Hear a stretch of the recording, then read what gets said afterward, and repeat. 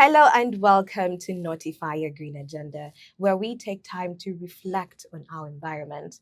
My name is Fancy Diana, and as we continue to talk about how we can protect the environment as well as benefit from it, we are joined in studio today by a face not unfamiliar to us. Well, someone who is very passionate about the environment and is willing to step on toes to be able to get our environment good. In studio today, we are joined by Miss Environment Ahwera Trisha. You're most welcome. Thank you for having me. Thank you for giving us your time. Well, uh, give us a brief about how you can get the title Miss Environment, because I won't lie, I haven't really been familiar with what Miss Environment is and how you can get the title.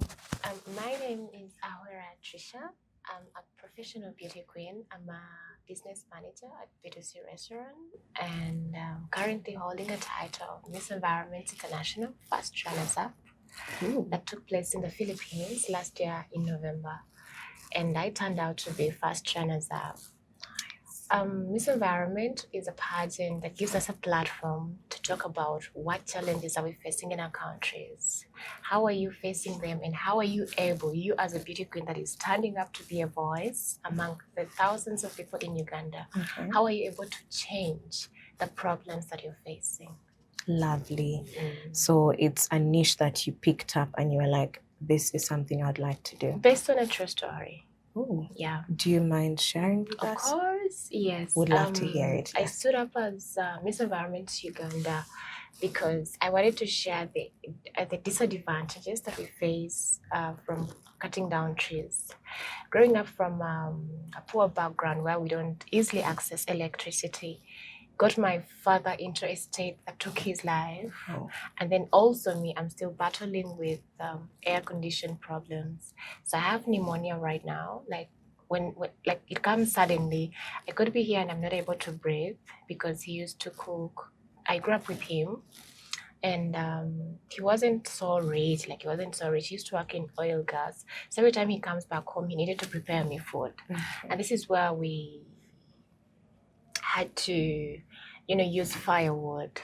So the smoke, the dangerous fumes consumed up his life, and then he got lung cancer that took away his life. So sorry. So I honored him. There is no way that I would light up the world by just, standing up and be like, and then talk about it. No, I had to accept what happened and then step up on stage and say, no one else has to lose their parents or their kids simply because they have no access to electricity or they can't afford to buy the safest means of light. Lovely. I love that you are honoring your dad using something that is real. Yes. Yeah. Thank you so much for that. So as we have had, there are so many people out there advocating for the environment. They are pushing so hard for this, making sure that our environment is safe. But on a real scale, what particular environmental issue? Because I have heard you've spoken about pollution. Basically, what is that thing that you're very passionate about, the environment that you would want to change if given?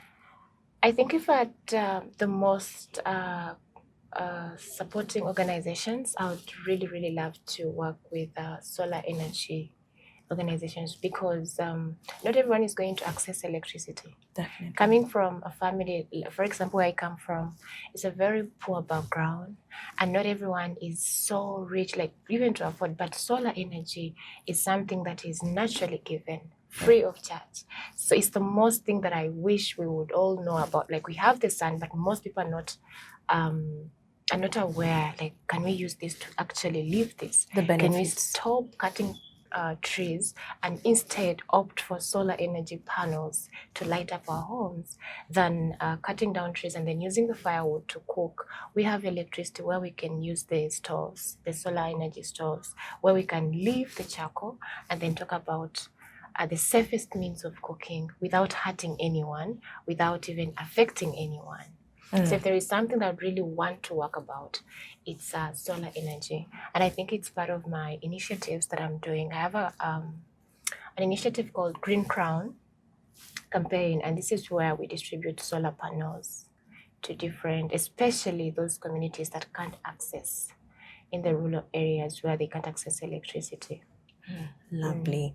You actually read my mind. I was about to ask you, what are those things that you've so far done besides, besides holding the title?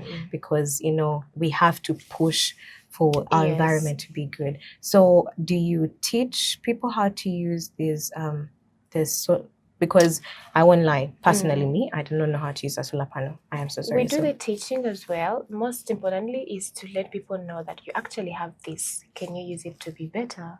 People know we have the sun, but they don't know, can we really use the sun effectively? Oh. Yes, so we do the teaching and then we distribute. So I wish we would be working in hands with the people that actually talk about environment, because most people come to the cameras and then just talk. But when they go back, they don't do the actions. So if we could pattern ourselves together, let's teach, but at the same time educate them. Like, it should be starting from us. If I'm talking about the cutting trees, when I go back home, am I using firewood? Am I using charcoal? Or I'm actually living the reality of what I'm telling everyone else out there. Lovely. Thank you.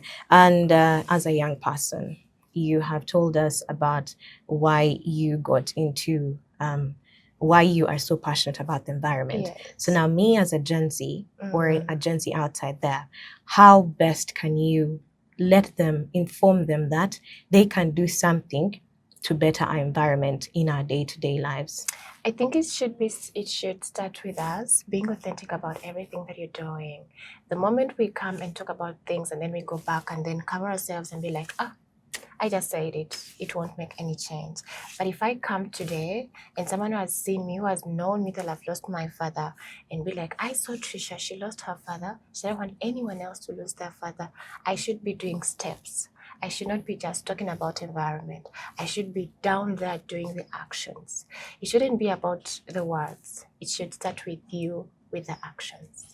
So any Gen Zs that are out there and you're passionate about the environment, please don't just talk about it. Don't look, the support may not come as often as you want it, but ask yourself, what have you done?